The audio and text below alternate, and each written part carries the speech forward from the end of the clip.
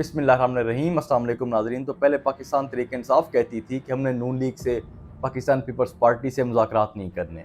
तो अब नून लीग की तरफ से ये कहा गया कि हम सिर्फ एक शर्त के ऊपर पाकिस्तान तहरीक इंसाफ से मुज़ाकरात कर सकते हैं, अगर वो हमारी एक बात माने। मतलब नून लीग ने अब एक शर्त रख दी कि अगर ये बात पाकिस्तान तहरीक इंसाफ मानेगी तो हम इनसे मुज़ाकरात करेंगे। तो ये क्या मामला है, तो ये किसकी स्टेटमेंट है, तो नून लीग क्यों मुज़ाकरात नहीं करना चाहती, तो ये आपको इस वीडियो के अंदर बताऊंगा। लेकिन उससे पहले बात कर लेते हैं जो एक नॉन फाइलर के हवाले से पाबंदियाँ लगाई गई हैं। एक तो उनके ऊपर जो पाबंदी लगाई गई कि जो नॉन फाइलर हैं ये मुल्क से बाहर, मतलब किसी और मुल्क के अंदर नहीं जा सकते, ये अपने मुल्क से बाहर किसी और मुल्क की तरफ ये नहीं जा सकते। लेकिन एक मुल्क ऐसा है जिसके अंदर नॉन फाइलर जा सकते हैं। अच्छा, वो मुल्क है सऊदी अरब, क्योंकि वहाँ पे इजाज़त दी गई उनको उम्रा करने के लिए, हज करने के लिए। तो जो नॉन फाइलर होंगे वो सिर्फ वहाँ पे जा सकते हैं, मतलब उम्रा करने के लिए, हज करने के लिए। उसके अलावा नॉन फाइलर किसी और मुल्क के अंदर नहीं जा सकते।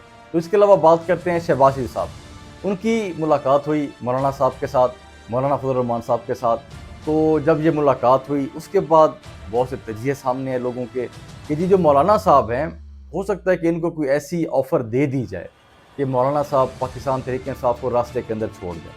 तो ये काफ़ी लोग इस तरह की बातें कर रहे हैं कि जी इस तरह हो सकता है कि मौलाना साहब के मिजाज के मुताबिक अगर उनको कोई ऑफ़र मिलती है तो हो सकता है वो कबूल कर लें। तो इस तरह की बातें चल रही हैं। लेकिन कुछ तजियाकार ये भी कह रहे हैं कि पाकिस्तान तहरीक इंसाफ के साथ मुज़ाकरात के हवाले से मौलाना साहब से हो सकता है कि बातचीत की गई हो, क्योंकि मौलाना साहब जो हैं आजकल पाकिस्तान तहरीक इंसाफ के काफ़ी क्लोज़ हैं और वो उनकी बात भी सुनते हैं। तो मौलाना साहब के ज़रिए ही हो सकता है कि उनसे मुज़ाकरात करने की कोशिश की जा रही है, क्योंकि राना सनाउल्लाह साहब ये पहले एक स्टेटमेंट दे चुके हैं। वो कहते हैं मौलाना साहब और इमरान खान साहब एक साथ मिल जाते हैं तो मुज़ाकरात करने में आसानी हो जाएगी, क्योंकि जो मौलाना फजल रहमान साहब हैं वो मुज़ाकरात करते हैं, उनका एक पसंदीदा काम है ये। हो सकता है इसीलिए मुलाकात की गई हो। तो शहबाज शरीफ साहब इसीलिए वहाँ पे मिलने गए हों कि इमरान खान साहब से पाकिस्तान तहरीक इंसाफ से कोई मुज़ाकरात का रास्ता निकाला जाए। तो अब ये डिफरेंट किस्म की बातें चल रही हैं। तो इसके अलावा बात करते हैं नून लीग की तरफ से जो कहा गया कि एक शर्त पे हम इनसे बात कर सकते हैं। तो ये स्टेटमेंट है सेनेटर इरफान सिद्दीकी साहब की। तो वो क्या कहते हैं ये सुन लें।